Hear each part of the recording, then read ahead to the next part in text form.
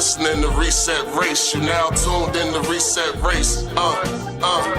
You're listening to Reset Race. You're now tuned in to Reset Race. What? Put them back on the grill again. We grilling them. Put them back on the grill again. We grilling them. Put them back on the grill again. We grilling them. Back on the grill again. We grilling them. You're listening to Reset Race. ADOS need reparations to make America great. You're tuned in to Reset Race. We no longer starving while others eat off our plate. No. You're listening to Reset Race. We focused on our justice claim. We know what is at stake. You're tuned in to Reset Race. You'll find out who really about justice and really who fake. Lineage go back to U.S. Southern plantations. Lineage, Jim Crow and mass incarceration. Redlining lynchings. We are old from this nation. You're not about justice if you ain't for reparations. MG the wise one. Cousin mother intellectual. Samantha bringing fire. Anti-black we pressing you. No permanent friends and no permanent enemies. The backbone of the country to win. You need our energy. You gon' see. Listening to Reset Race. You now tuned in to Reset Race. You're listening to Reset Race. You're now tuned in to Reset Race. Put them back on the grill again. We grilling them. Put them back on the grill again. We grilling them. Put them back on the grill again. We grilling them. Back on the grill again. We grilling them. You're listening to Reset Race. ADOS need reparations to make America great. You're tuned in to Reset Race. We no longer starving while others eat off our plate. No. You're listening to Reset Race. We focused on our justice claim. We know what is at stake. You're tuned in to Reset Race. You'll find out who really about justice and really who fake.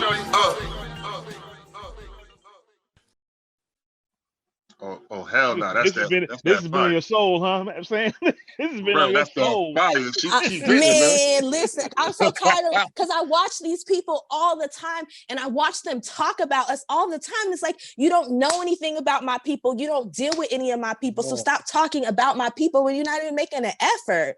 And then when you do have Black people on, like it's like just Black. They could be it's flat Black, so they could be Caribbean, they could be Indian, they could be anything. It don't matter. You just have on random, like you never have on ADOS people. You never have on working class and poor people. Like you never have on people who you should really be talking to. Exactly. All right, John, run it down. Wow, that's hard to follow up with, man. Sam basically said everything that we've been feeling for the past like 3 years. He just laid it on them like fuck it, like you know what I mean. But man, listen, man, I think shit, everything that Sam said, I agree 110%, man. Only thing I would add is that when Kyle, what's bothering me about this whole segment is Kyle is pointing out how these candidates are saying that they support reparations, but it's not reparations, and then saying Bernie doesn't support reparations because he don't know what reparations is. Now, It's the same thing that the Jewish people got. No disrespect, but I would like my reparations the same way that the Jewish community got it and the Japanese community got it. Exactly. So my whole thing is like, so how do you? I thought you didn't know what reparations was, but yet you see the games that they play. He knows his family get a check. Exactly. You see how they try to slither and slide and how hip like that. This is what bothers me about the left. Like we all come from a kind of like a left-leaning, somewhat left-leaning background. That's why we know these games. We've been watching these motherfuckers for years. And we couldn't never put our finger on like, yo, something about these motherfuckers is anti-Black, but I don't know what it is. Like, and like Sam said, they be like, you know what? We got to go to our race guy. They be on the show like, we got to go to our race guy. Filipino dude, talk about Black Lives Matter. Filipino dude, like, you know what I'm saying? Filipino in the house, Black people got, yo, you're a Filipino dude. What the fuck? You're not even ADOS. Like that's the type of games that the leftists play. Like, you know what I mean? And stop playing games. Like, if you really was serious about trying to win, you know damn well that Bernie needed a significant number of Black voters. He needed to get them fast. He should have came with a Black agenda immediately. I'm talking about even a flat Black, even to start off just a flat Black, like this for Black people, this for Black people right here. Not no people of color. He should have just put that shit out. Not no Millie Mouth, like just a flat Black agenda, and then we would have probably try to work with him a little bit, try to get him on board with reparations. But no, he didn't do that because the Rust Belt, because he lost his job at the forward, and he don't know what he's gonna do. He got 20,000 in the bank. He gonna kill us. He don't know what he's gonna do. Like, what the fuck are you like, yo? Like, it's like it's just delusional, man. I'll need to go on the rant though, man. But like the fact that I think that one thing I pulled away from that part was that like he kept trying to say that these other candidates, these other neo-libs and centrists were saying reparations, but it's not reparations. But Bernie doesn't support reparations because he don't know what it is. So that's the game they play. A Jewish man whose family died in the Holocaust does not know what reparations is. Go ahead, Mud. Yeah, I'm with Sam on that one. Yeah, that was wild to me. All right, Mud, let's run it, baby. I mean, I just wrote down playing dumb about reparations. John just said exactly what I was going to say. To know what isn't reparations, you have to know what reparations is. Like, they playing a fucking game. And you're in fucking politics. Like, you don't know about the political history of fucking reparations in this country. You don't know that fucking Ronald Reagan did reparations for the Japanese. Like, what are you people talking about? It doesn't make any not talking to us. sense. Exactly. But that's all I got. All right, my 2 cents here. All right, so one of the issues that he was complaining about was people getting to Bernie's left. Okay, if people like that are getting to your left, that means you're screwing up. Just like when Trump got to Hillary's left on Medicare for all, well, on healthcare, in 2016.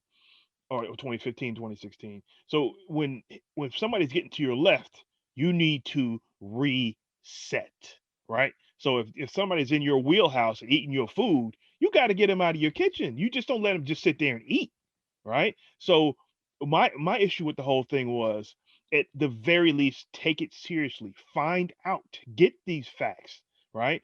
Number one, Bernie has a staff. He has a congressional staff, and he has a staff for his campaign. And nobody could have found Sandy Darity or anybody talking about reparations. You see what I mean? And then on top of that, he is Jewish, and then you're going to come out and ask what reparations means. So you didn't just let them get in your kitchen. You let them take the refrigerator home with them over some silly stuff. So if you got outflanked and you're not going to do anything about it but complain and hope nobody notices, you're done. You're absolutely done. All right. So we're going to go into the next segment. That's all I got. Running my damn mouth. That's what I do well. Giving them smoke. They still on the grill. We ain't done. They ain't well done yet. We got to keep cooking them. He ain't well done yet. Low and slow, baby. Low and slow. Like them old cartoons when they be like roasting them over the fire. With Warren. Now, in order to discuss this further, we have to get into the issue of reparations. Is reparations something the Democratic candidate should support? And is reparations something the Democratic candidate should put front and center? You want to know what it polls at? 32% popularity. Now, by the same token, take the issue of abolishing the death penalty. Even though I'm personally in favor of abolishing the death penalty because 4% of the time we kill the wrong people, okay? Would I be telling a Democrat in the 2020 race to run with and put that front and center? Yes, I, as a candidate, am running on abolishing the death penalty. No, I wouldn't tell them to do that. Why? Okay. Sorry, pause right there. And then if you can, when we start back, if you can run back just a second to where he starts talking about the death penalty. But this is the part we were waiting for. Now let's get into it. Reparations only polls at 32%. If you go back at 3 years ago, reparations was polling under 10%. We have moved the needle on reparations. And reparations is moving faster than gay marriage. I don't know how many of y'all remember, but in the early 2000s, late 90s, gay marriage was polling. I don't know if y'all remember, but when Barack Obama ran, he was not for gay marriage. He evolved in office. Okay? So he's talking about what the percentages are. And also, if you look at the percentages, people under, I think it's 40, it's like 50 something, it's like 50% that are for reparations. So we are moving the needle, whether you like it or not. So you can't be like, oh, the numbers, we've moved the numbers. So for you, like, it's only 32%. Let's talk about what it was 5 years ago. Let's talk about what it was when Obama went into office. Yvette did that whole thing where she was talking about shortly after how Obama went in office, reparations was down to like 0. Nobody was for reparations. This movement was built organically by ADOS activists, period. That's what it is. It's organic, and y'all are gonna hate it because it can't be shut down. ADOS, Black people, we're here, and we're gonna come and save you because you need us. Because when we went to sleep at the end of the civil rights movement, your whole world crumbled. You let them offshore all your jobs. You let them turn you into Negroes because you wasn't paying attention. So we're gonna come back and save you, and we're gonna help you fight this fight. But you're gonna give us reparations, because without reparations, we ain't helping you. Facts. Next, please, because I can go on forever. Especially because this is not the first time we have fought against y'all. Sorry, forgive me, y'all. I'm gonna try to keep this short, but I gotta give a small little history lesson. So, 1776, plenty of ADOS slaves, we fought with the British because you people, your ancestors, those of you who have actually been here from that time, because a lot of y'all came after that. So for those of you who are actually foundational white Americans, sorry, forgive me, y'all.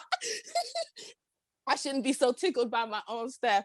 But so y'all were like, we need freedom. Britain's crushing us. This is terrible. And we were looking at y'all like, we slaves. Y'all have us and you want us to help you? No, so a bunch of us fought with the British. About what we're facing today has its roots here, and if we want to get at it, you need to know the roots. So start us off at where the book starts. Well, you may recall that just a few moments ago in talking about growing up in St. Louis, I made a reference to something I called the Black Scare. And I cited examples of this fear about Black people in North America. They'll carjack you, they'll eat your babies, and all the rest. And this becomes problematic when the time comes to organize people on a class basis, when you have this racial divide and this racial fear and racial hysteria. It oftentimes, such as in Louisiana in 1991, causes people to vote for the far right, that is to say, white Americans. As I talk about in the book— Just to remind people, that this is when they vote for David Duke. A Nazi and a Klansman. He was a Nazi, yeah. Yeah, I mean, it's quite remarkable. It requires deep and intense study. If you look at how and why loyal subjects of the British Crown revolted in North America against constituted authority, that's what a revolution is. You have to understand that in a place like North Carolina, for example, one of the major reasons they revolted was fear of the Black Scare, which I just talked about with regard to the 20th century and the 21st century. That is to say, there was a fear that Britain was going to arm Africans to squash and discipline settler discontent, for example, over taxes, for example, this is where the traditional story enters the picture. And Africans had a reason to do this because the English are moving towards abolition, and so they're offered the chance of freedom if they make this alliance. They thought that they would get a better deal. You have to realize that history oftentimes does not present pristine and simple choices between good guys and bad guys. Oftentimes it's choosing between who has a dirty shirt and who has a very dirty shirt. And with regard to 1776, many of the Africans decided that Britain just had a dirty shirt and the settlers had a very dirty shirt. It's not unlike the so-called Anglo-Boer War, 1899 to 1902 in South Africa, where settlers, so-called Boer settlers, descendants of Dutch migrants, revolted against British rule. And you'll find that virtually to a man and woman, the African majority in South Africa sided with the Union Jack. They sided with the British. It's not because they thought the British were heroes or good guys. It's just that they felt that they had the cleanest dirty shirt, so to speak, compared to the Boer settlers, and they were probably right. And I dare say that with regard to 1776, it should not come as a surprise that almost by an order of magnitude, the Africans sided with the Crown against the settlers, which also helps to explain the continuing animus against people of African descent, not least descendants of mainland enslaved Africans, because of the fact that we, and I use the term we, rebelled against this supposedly heroic project establishing the United States of America.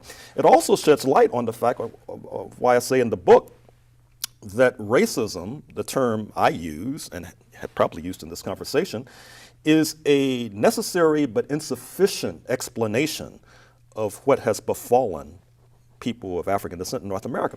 Because if racism were sufficient, then it wouldn't do little to explain why it was that in the 1950s and 1960s, when African diplomats started coming to the United States and coming to this area and traveling up the highway from Washington to New York and stopping at segregated enterprises in Maryland, that the State Department wanted to give these African diplomats buttons to wear on their lapels so that they could be distinguished from we U.S. Negroes. Now, if these people were racist, they treat the African diplomats terribly too. So they're dark-skinned, sometimes more darker than I am. But they're making distinctions between and amongst them. I think partly the condition of black people can be explained as a political condition, as much as it can be explained as a condition of racism. So this will not be the first time that we have fought against you. And this time we might get enough of us to fight against you so you really lose, and then everybody loses. But understand at this moment, we are very happy with you guys experiencing ADOS Black Life. You don't know how to pay your rent? That's ADOS Black Life. You don't know if you're gonna get laid off or fired from your job next week? That's ADOS Black Life. Welcome to being a Negro in America. Thank you, Sam. I think we're the only ones going to thank you for that. But Big John, come on in.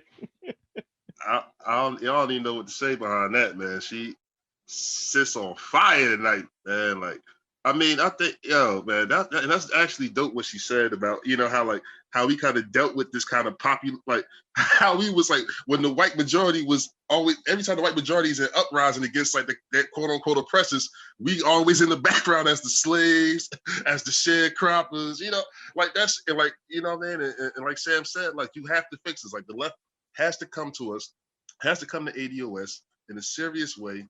Really look at our agenda, really understand that you can't get, like, we remember the New Deal. And I think that part of the Great Society, that kind of crumbled as well, because, like ADOS wasn't centered in it. Like you have to, in order for these social policies to really have some teeth to it, you got to fix us first, man. You got to fix us first, because if you leave us behind, then the country will continue to lag behind. And like Sam said, the country went to sleep. Like it's not our fault. Like and Yvette said, like white people, y'all got sloppy with y'all politics, man. Y'all let corporations just slide all in there, and the jobs getting offshored, and all this wealth consolidation between the whites or whatever like that. Like, and now you guys got all this social unrest. Like black people, we've been through this before. So it's like, and she broke down the numbers beautifully, man. With the as far as like the polling goes, like we have pushed the needle. 32%, not 32% of the people in the country are for reparations. Do you understand how massive that is? Like, but he's trying to 32%, dude. Come on, dude. Look at the data, dude. Until we show him Sandy Daddy data. Oh no, that data is inaccurate. It's invalid, man. Come on, I want to take one of my shrooms or something, man. Libertarian socialist. Dude, shut your bitch. Shut up, man. Nobody want to hear all that. But but like Sam said, but Sam killing it, man. And Mud and MG, I would love to hear from y'all, brothers. I ain't gonna go too long with this, bro. All right, Bud, you up. Thanks, John. All right, so in 2005, gay marriage was at 37%. So we're talking about something that's like in the 30s range, that now we look at it like it's crazy to think that that was illegal. So to talk about the polling, it's disingenuous. Also, if we look at like the percentage that Democrats have been getting of the electorate, they haven't gotten over 30% since 1964. So like, and we know what happened in 1964 and why that's significant. That was the Civil Rights Act. So like,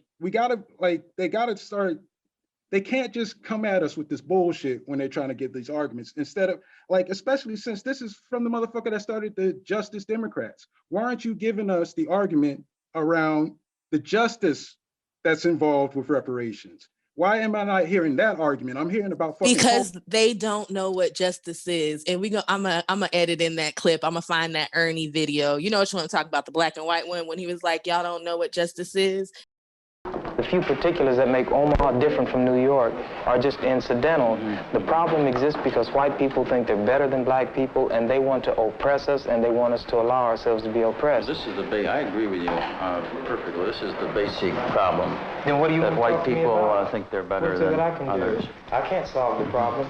You guys pull the strings that close schools. You guys draw the boundaries that keep our kids restricted to the ghetto. You guys write up the restrictive covenants that keep us out of houses. So it's up to you to talk to your brothers and your sisters and persuade them that they have a responsibility. We've assumed ours for over 400 years, and we're tired of this kind of stuff now. We're not going to suffer patiently anymore. No more turning the other cheek. No more blessing our enemies. No more praying for those who despitefully use us. We're going to show you that we've learned the lessons you've taught us. We've studied your history, and you did not take over this country by singing "We Shall Overcome." You did not gain control of the world like you have it now by dealing fairly with a man and keeping your word. You're treaty breakers, you're liars, you're thieves, you rape entire continents and races of people. Then you wonder why these very people don't have any confidence or trust in you. Your religion means nothing. Your law is a farce, and we see it every day. You demonstrated it in Alabama. And I can say you because you're part of the whole system. You profit from it. In fact, you make your living from it. You couldn't walk around and talk to people, stand up in your pulpit on Sunday and preach nice little songs and say, now we're going to give thanks to the Lord for he is good and old Jesus be among us. As far as we're concerned, your Jesus is contaminated, just like everything else you tried to force upon us is contaminated. Well, so you can have him. And here's what I'll say. I wish you would follow Jesus like we followed him. Because if you did that, then we'd be in charge tomorrow. I think the problem is so bad that we can have no understanding at all. You think it's gotten to the point where there can never be that reconciliation? No.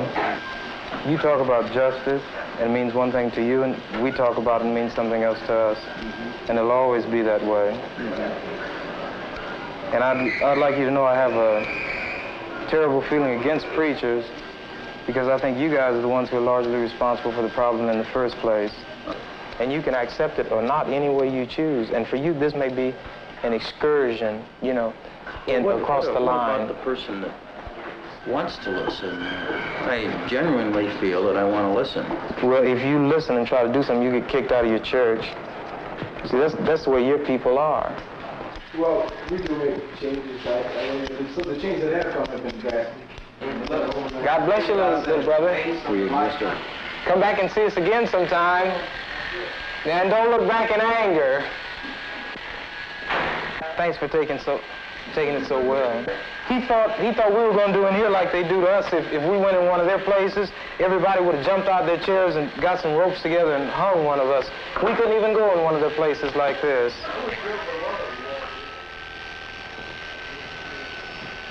Right, Daniel? Yeah. Right.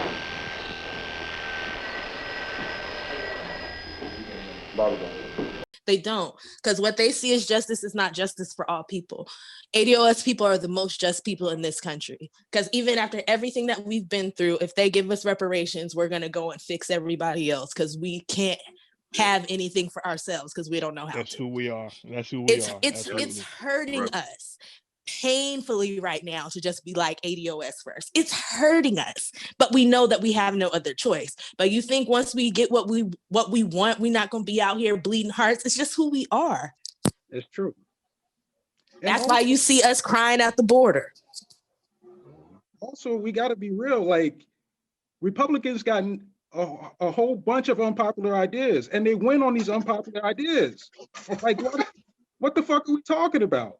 Like, you're getting your ass kicked every fucking election by Republicans, and all they got is dumb ideas that don't poll well. And you try to tell me that reparations can't happen? Fuck out of here. That's why you motherfuckers lost. Yeah. That's it. Damn, but no lies detected. Point. That is an excellent point. Wow. All right. Wow. I got a few things, but to stay on, to sort of stay on what Mud was talking about is the left has never been about what's popular. Like as you were saying before, it's about what is just, right? That's what the left has always been about. It's about what's just, and with this Justice Democrats thing, it's about what's just and doing the right thing and fighting the right fight. That's what the left has always been about. To me, in my mind, it's always been, was always been in my lifetime. The left has always been fighting for what's just, not what's popular, what is just. All right. So popularity argument with the left shouldn't even be an argument.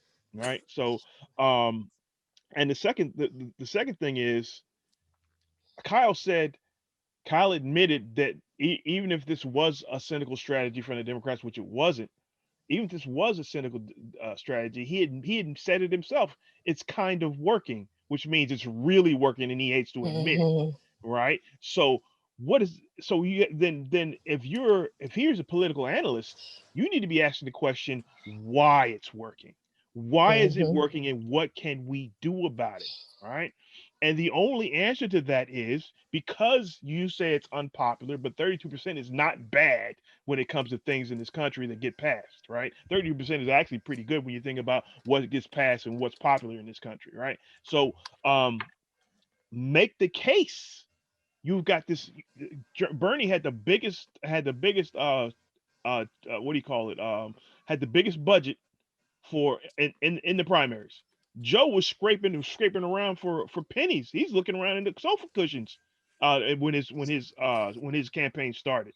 Bernie had a massive chest full of money that lefties have been raising for him since 2016.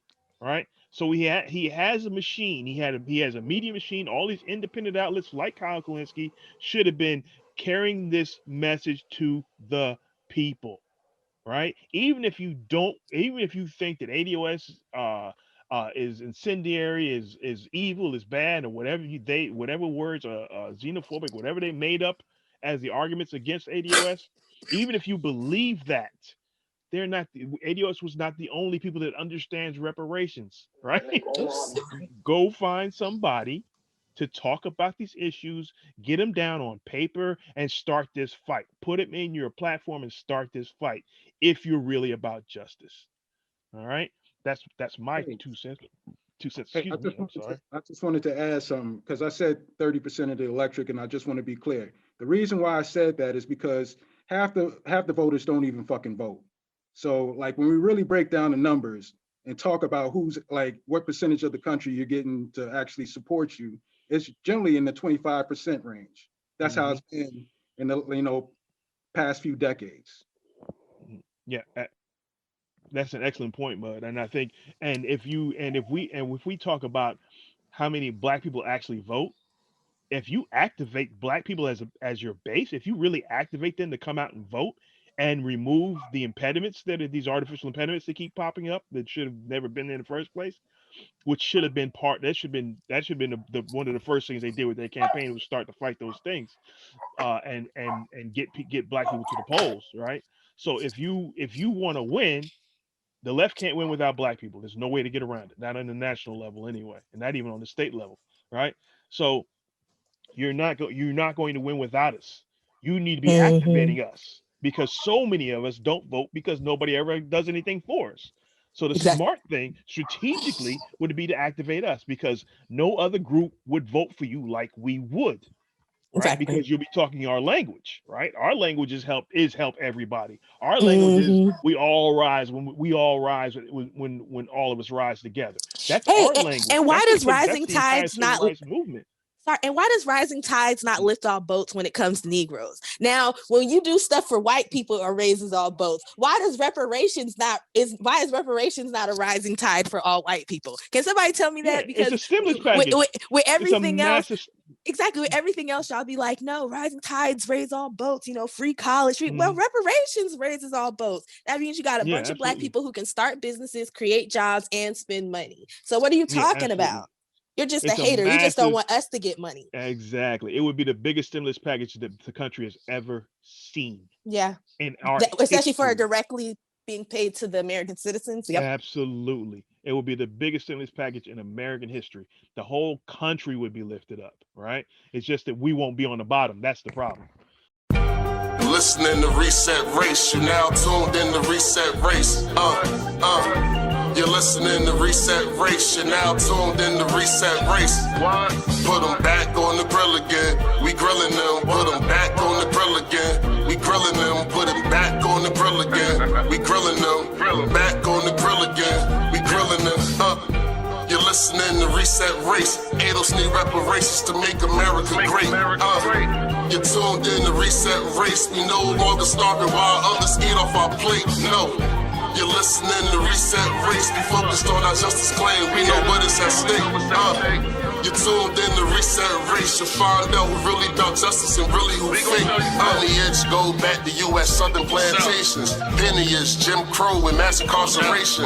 Redline and lynchings. We are old from this nation. You're not about justice if you ain't for reparations. MG the wise one, cousin mother intellectual. Samantha bringing fire, anti-black. We pressing you. No permanent friends and no permanent enemies. The backbone of the country. To win, you need our energy. You gon' see. Listening to Reset Race. You now tuned in to Reset Race. You're listening to Reset Race. You're now tuned in to Reset Race. Put them back on the grill again. We grilling them. Put them back on the grill again. We grilling them. Put them back on the grill again. We grilling them. Back on the grill again. We grilling them. You're listening to Reset Race. Adults need reparations to make America great. You're tuned in to Reset Race. We no longer starving while others eat off our plate. No. You're listening to Reset Race. We focused on our justice claim. We know what is at stake. You're tuned in to Reset Race. You'll find out who really about justice and really who fake. Until you do right by me, everything you think about is gonna crumble. Hey, this is MG from Reset Race. We're growing and so is our mission. Because of this, we're looking for volunteers to join our team. The skills we need most right now are researchers, video editors, and men and women to do voiceovers. If you're interested in helping out, go to actifypress.com/volunteer. Again, actifypress.com/volunteer. We hope to hear from you soon. Peace and justice from myself and the rest of the Reset Race crew.